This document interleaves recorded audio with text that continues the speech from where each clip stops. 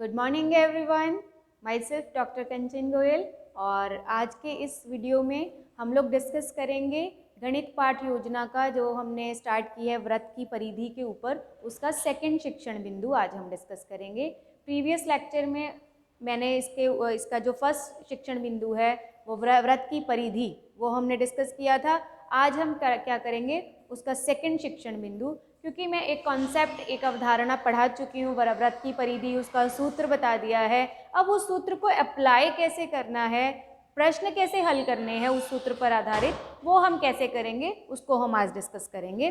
तो हमारा जो सेकंड शिक्षण बिंदु है वो क्या है, वृत्त की परिधि पर आधारित प्रश्न। मतलब अगर आपको त्रिज्या दी गई है तो आप परिधि उसकी कैसे कैलकुलेट करेंगे। तो उसके लिए मैंने एक टेक्निक अपनाई है कि मैंने आदर्श प्रश्न एक ले लिया है, उसी आदर्श प्रश्न में से मैंने क्या बनाए हैं, विकासात्मक प्रश्न बनाए हैं। इसके बहुत सारे तरीके हो सकते हैं, आप कोई चार्ट यूज कर सकते हैं, एक चार्ट ले लीजिए, चार्ट के ऊपर आदर्श प्रश्न लिख सकते हैं। आप कोई मॉडल ले सकते हैं, एक आपने सर्कल बना लिया 5 सेंटीमीटर त्रिज्या का, वो दिखा के आप कर सकते हैं।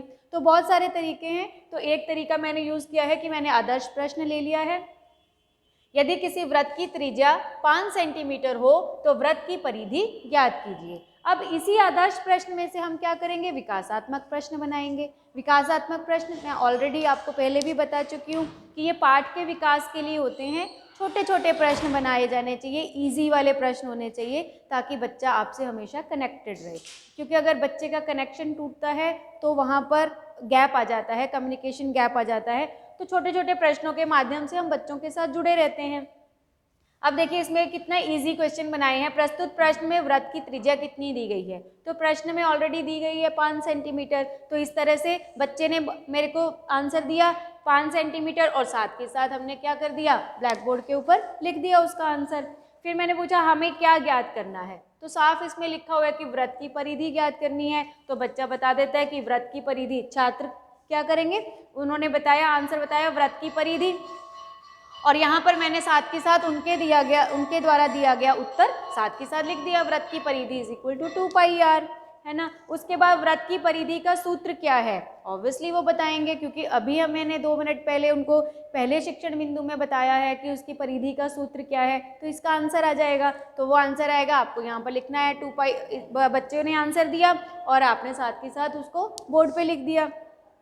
अब हम पूछेंगे वृत्त की परिधि कैसे ज्ञात करेंगे। अब इस क्वेश्चन का आंसर आ भी सकता है, नहीं भी आ सकता, क्योंकि कुछ बच्चों को फॉर्मूला अप्लाई करना आएगा, कुछ बच्चों को नहीं आएगा। तो इसके लिए हम क्या लिख देते हैं, आंशिक उत्तर लिख सकते हैं। समस्यात्मक भी लिख सकते हैं, लेकिन आंशिक उत्तर इसलिए लिख देते हैं कि कुछ बच्चे इसका उत्तर निकाल भी सकते हैं।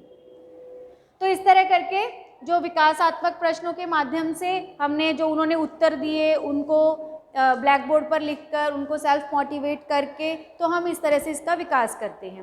अब छात्र अध्यापक क्या करेगा, अब उन्हीं बच्चों के साथ ही डिस्कस करते हुए क्या करेगा, बोर्ड पर सवाल हल करेगा, और छात्र उस वक्त क्या करेंगे, ध्यानपूर्वक सुनेंगे और अपनी उत्तर पुस्तिका में नोट करेंगे। तो मतलब ये सारी प्लानिंग है। ये कब प्लान कर रही हूँ मैं, इस टॉपिक को पढ़ाने से पहले, कि जब मैं कुछ कर रही हूँ तो मेरे छात्र क्या कर रहे हैं। अगर मैं प्रश्न पूछ रही हूँ तो वो उत्तर दे रहे हैं, अगर मैं ब्लैक बोर्ड पर कुछ लिखवा रही हूँ तो वो ऑब्वियसली उत्तर पुस्तिका में नोट कर रहे हैं। तो ये पूरी प्लानिंग मेरे दिमाग में चल रही है, पूरा इमेज चल रहा है कि मेरी क्लास में क्या क्या हो रहा है।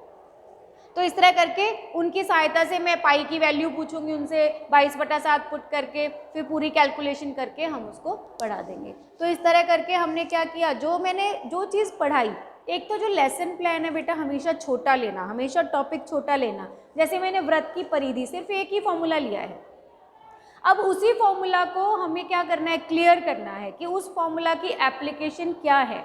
जब तक आप एप्लीकेशन नहीं बताओगे किसी भी सूत्र की, तब तक उनका वो कॉन्सेप्ट हमेशा अधूरा रह जाएगा। तो साथ के साथ आप एप्लीकेशन बताओ, ऐसा नहीं करो कि परिधि भी पढ़ा दी, उसका क्षेत्रफल भी पढ़ा दिया, सब कुछ एक ही साथ पे पढ़ा दिया। छोटा सा टॉपिक लेते हैं हमेशा।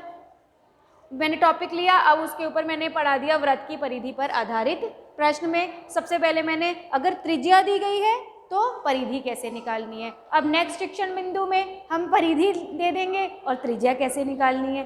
तो मतलब हर तरह से अगर वृत्त की परिधि के ऊपर एक क्वेश्चन आता है तो किस किस तरीके से आ सकता है, सब चीज़ों को हमें डिस्कस करना है।